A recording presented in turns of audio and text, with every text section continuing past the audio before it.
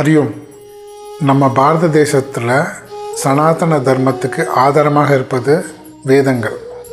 அந்த வேதத்தினுடைய கருத்துக்களை மிக எளிமையாக கூறுவதற்கு வந்தது தான் இதிகாச புராணங்கள்.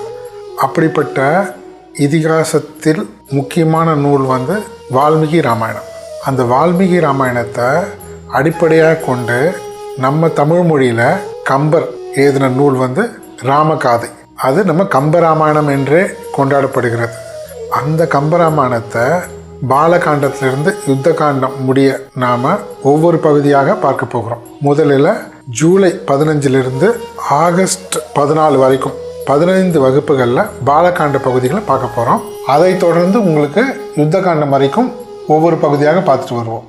அனைவரும் கலந்து கொண்டு இறையருளும் குரு அருளும் பெறுமாறு வேண்டி கேட்டுக்கொள்கிறோம்.